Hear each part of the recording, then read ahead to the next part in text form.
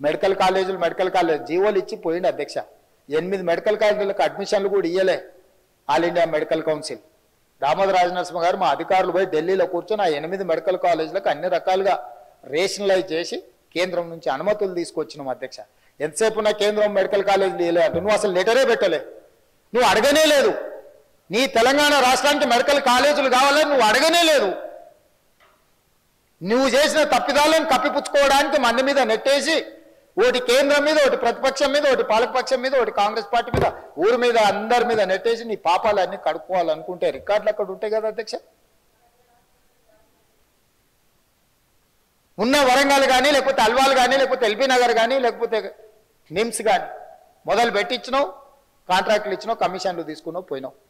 ఇవాళ మేము వచ్చి కూర్చొని నిరంతరం కోమటిరెడ్డి వెంకటరెడ్డి గారిని ప్రతి నెల పర్సనల్గా విజిట్ చేసి సమీక్షించుకుంటూ ఈరోజు వాటిని వేగంగా పూర్తి చేసి జూన్ 2, 2025 లోపల ప్రారంభించాలని రాత్రింబగళ్ళు మా మంత్రి గారు ఎంబడిపడి ఈరోజు గ్రీన్ ఛానల్ వాటికి నిధులు ఇచ్చి పూర్తి చేసే ప్రయత్నం చేస్తున్నాం కదా అధ్యక్ష.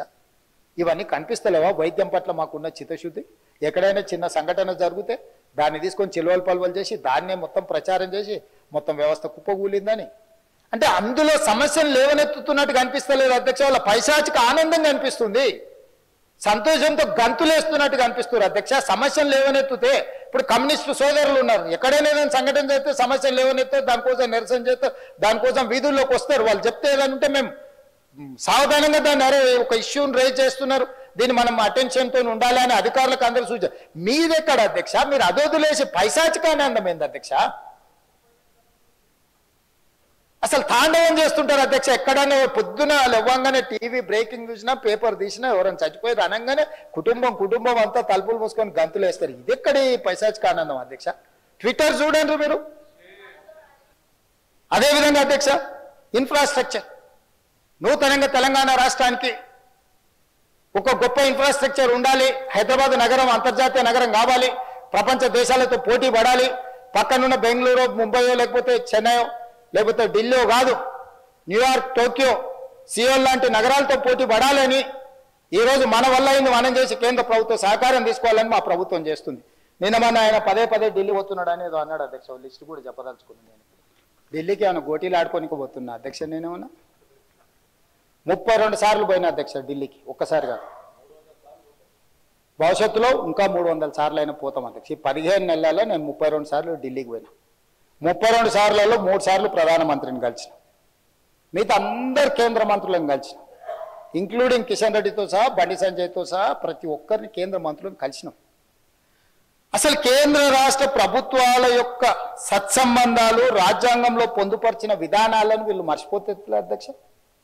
కేంద్ర రాష్ట్ర ప్రభుత్వాల మధ్యలో ఉండాల్సిన, కొనసాగించాల్సిన సత్సంబంధాలు, కేంద్ర ప్రభుత్వ పరిధిలో ఉండే అంశాలు, రాష్ట్ర ప్రభుత్వ పరిధిలో ఉండే అంశాలు, కేంద్రం రాష్ట్ర పరిధిలో ఇద్దరిలో కలిసి ఉండే అంశాల ప్రాతిపదికన నిర్ణయాలు జరుగుతాయి అధ్యక్ష.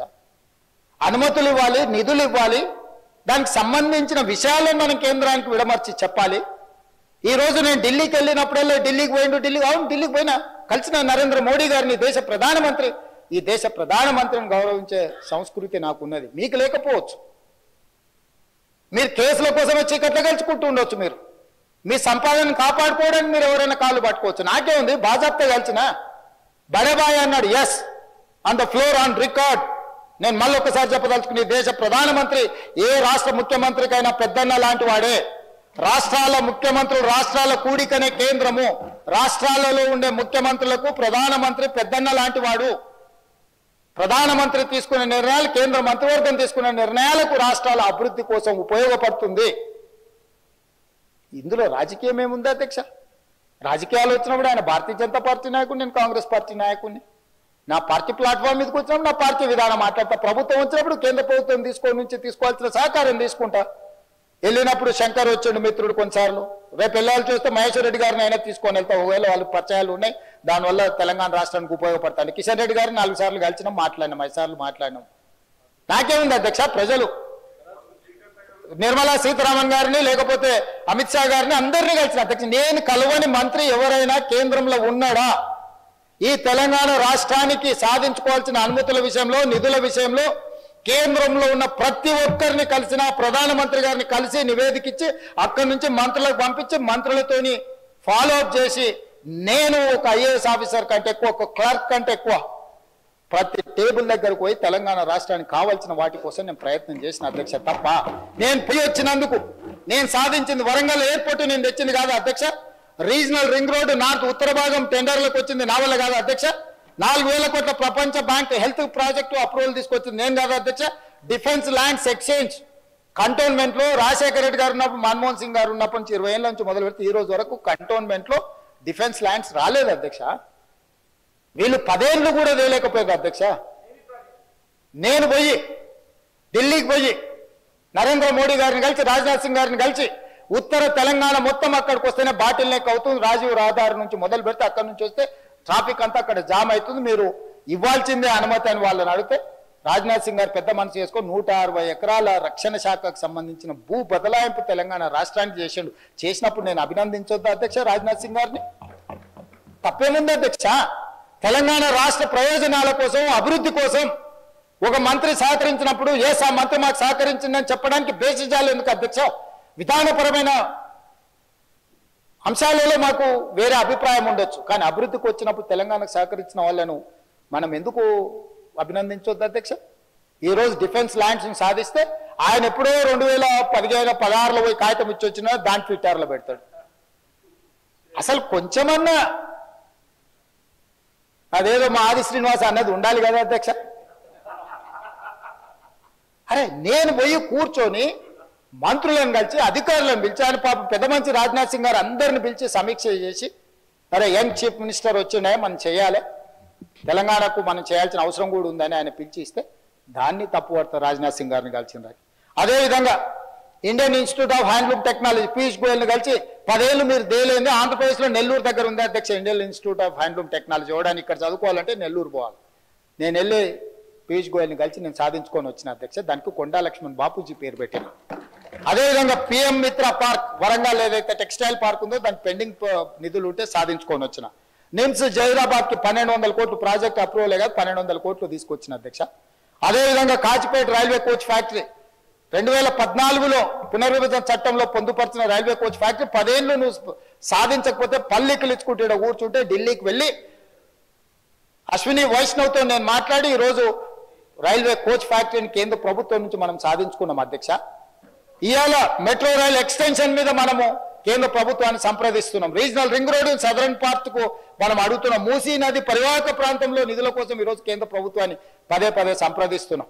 రేపు జరగబోయే భారత్ సమ్మిట్, ఏప్రిల్లో జరగబోయే భారత్ సమ్మిట్ 100 ప్రపంచ దేశాల నుంచి మేధావులందరూ తెలంగాణకు వచ్చి తెలంగాణ రైజింగ్ 2050 పాలసీ డాక్యుమెంట్ లో పార్టిసిపేట్ చేయడానికి ప్రపంచంలో ఉన్న 100 దేశాలకు సంబంధించిన ప్రతినిధులు, పాలనలో ఉన్న వాళ్ళని తెలంగాణ రాష్ట్రానికి ఆహ్వానించడం. మీరు విదేశాంగ శాఖ మాకు సహకరించాలని జైశంకర్ను కలిసి రిక్వెస్ట్ చేసినాం. మే నెలలో మే 7 నుంచి మే 31 వరకు ప్రపంచ మిస్ వరల్డ్ ప్రపంచ అందగత్తెల పోటీ మన హైదరాబాద్ నగరంలో నిర్వహించబోతున్నాం అధ్యక్ష. 72 సార్లు నిర్వహిస్తే ఈ దేశంలో ఒక్కసారి అమితాబ్ బచ్చన్ ఒక్కసారి ముంబైలో చేసిండు అధ్యక్ష. ప్రపంచ దేశాలలో జరిగింది అధ్యక్ష. ఇవాళ ఈ హైదరాబాద్ నగరం మన టూరిజాన్ని ప్రపంచ దేశాలకు తెలియజెప్పడానికి టూరిజం డిపార్ట్మెంట్ నేతృత్వంలో ప్రపంచ దేశాల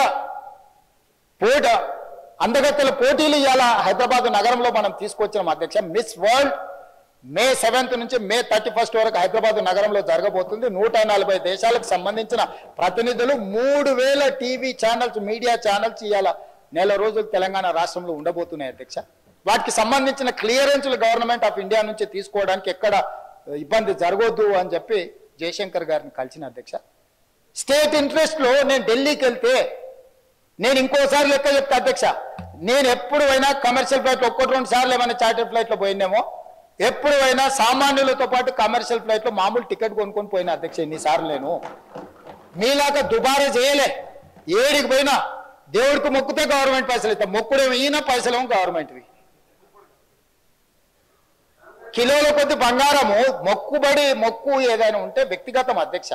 ప్రభుత్వం సొమ్ముతో ఎవరు మొక్కుబడులు తీర్చుకోరు అధ్యక్ష.